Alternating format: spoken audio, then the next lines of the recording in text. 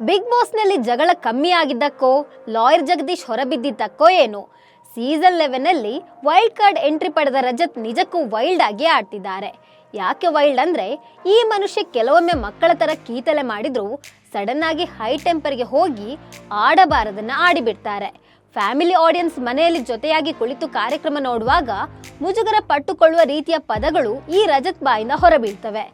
First ವೀಕಲ್ಲಿ ಮಾತ್ರ ಪ್ರತಿಭೆ ಅಂತ ಕಿಚ್ಚ ಸುದೀಪ್ ಕಾಲೆಳೆದಿದ್ದು ಬಿಟ್ರೆ ರಜತ್ ಮಾತಿಗೆ ಅದ್ಯಾಕೋ ಬಿಗ್ ಬಾಸ್ ಕಡಿವಾಣ ಹಾಕ್ತಿಲ್ಲ ಎಂಬ ಕಂಪ್ಲೇಂಟ್ ವೀಕ್ಷಕರಿಂದ ಕೇಳಿ ಬರ್ತಿದೆ. ಹಾಗಿದ್ರೆ ರಜತ್ ಈ ಬಿಗ್ ಬಾಸ್ ಮನೆಗೆ ಎಂಟ್ರಿ ಕೊಟ್ಟಲಿಂದ ಆಗಿದ್ದೇನು? ನಿಜಕ್ಕೂ ಈ ವ್ಯಕ್ತಿಯಿಂದ ಬಿಗ್ ಬಾಸ್ ಜನರಿಗೆ ಇಷ್ಟ ಆಗ್ತಿದ್ಯಾ ಅಥವಾ ಸಿಕ್ಕಾಪಟ್ಟೆ ಇರಿಟೇಟ್ ಆಗುವಂತೆ ಮಾಡ್ತಿದ್ದಾರೆ ಅನ್ನೋದ್ರ ಬಗ್ಗೆ ಹೇಳ್ತೇನೆ. ನಾನು ಶ್ವೇತಾ. ನೀವು ಸುದ್ದಿ ಅನ್ನದ ಸಬ್ಸ್ಕ್ರೈಬರ್ ಆಗೋದಕ್ಕೆ ಮರಿಬೇಡಿ.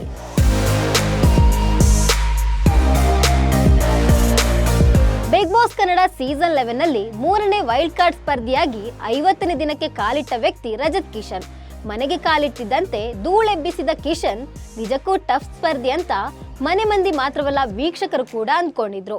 ಉಗ್ರಂ ಮಂಜು ಗ್ರೇ ಏರಿಯಾ ಹುಡುಕಿಕೊಳ್ತಾರೆ, ಜಗಳ ಮಾಡ್ತಾರೆ ಅಂತ ಬೇಸರ ಇತ್ತು. ಆದ್ರೆ ರಜತ್ ಬಂದ ಮೇಲೆ ಗ್ರೇ ಏರಿಯಾವೂ ಇಲ್ಲ, ಯಾವ ಏರಿಯಾನೂ ಬೇಕಿಲ್ಲ.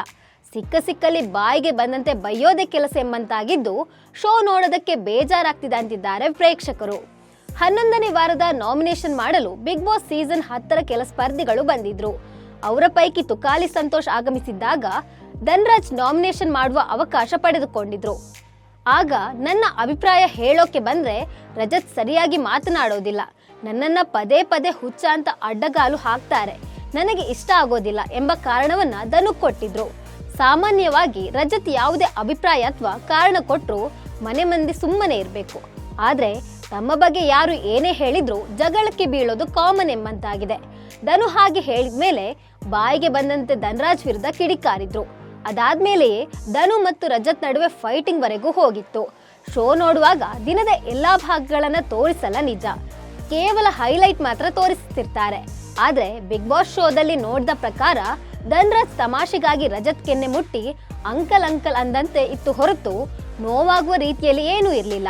ತನ್ನ ಕೆನ್ನೆಯೇ ಬೆಣ್ಣೆ ಅನ್ನೋ ರೀತಿಯಲ್ಲಿ ರಜತ್ ಆಡಿದ್ದು ಮಾತ್ರವಲ್ಲ, ವೀಕೆಂಡ್ ಎಪಿಸೋಡ್ನಲ್ಲಿ ಧನ್ರಾಜ್ ಹಾಗೆ ಮುಟ್ಟಿದ್ದು ಕೂಡ ತಪ್ಪು ಎಂಬ ರೀತಿಯಲ್ಲಿ ತೀರ್ಪು ಕೊಟ್ಟಿದ್ದು ಅದ್ಯಾಕೋ ವೀಕ್ಷಕರಿಗೆ ಸರಿ ಹೋಗಿಲ್ಲ. ಇನ್ನು ಯಾರ ಜೊತೆಗಾದ್ರೂ ಕಾಲ್ ಕೆರೆದು ಜಗಳಕ್ಕೆ ಹೋಗುವಾಗ ರಜತ್ ಒಂದು ಸ್ಟೈಲ್ ಇದೆ, ನಾನು ಅಂತವನಲ್ಲ, ನನ್ನನ್ನ ಕೆಣಕೋಕೆ ಬರಬೇಡ, ನಾನು ತಲೆ ಕೆಟ್ಟ ನನ್ನ ಮಗ, ನಾನು ಅಂತ ಮಗ ಇಂಥ ಮಗ ಅಂತೆಲ್ಲ ಹೇಳ್ಕೊಳ್ತಾರೆ. ಇದೊಂದು ರೀತಿಯಲ್ಲಿ ಪ್ರೊಫೆಸರ್ ಕೃಷ್ಣೇಗೌಡರ ಕಾಮಿಡಿ ಶೋನಲ್ಲಿ ಅವರು ಬೈಗುಳಗಳನ್ನ ವಿವರಿಸೋದಕ್ಕೆ ಕೊಡುವ ಉದಾಹರಣೆಯಂತೆ ಕಾಣ್ತಿದೆ. ಆ ರೀತಿಯಲ್ಲಿ ಈ ರಜತ್ ತನಗೆ ತಾನೇ ಬೈಕೊಳ್ತಾರೋ ಅಥವಾ ಎದುರಿಗಿದ್ದವರಿಗೆ ಬೈತಾರೋ ಅರ್ಥವಾಗೋದೇ ಇಲ್ಲ. ಒಟ್ನಲ್ಲಿ ಗಲಾಟೆ ಎಬ್ಬಿಸೋದ್ರಲ್ಲಿ ಮಾತ್ರ ಈ ವ್ಯಕ್ತಿ ಪಂಟರ್ ಅನ್ನೋದು ಖಾತ್ರಿಯಾಗಿದೆ.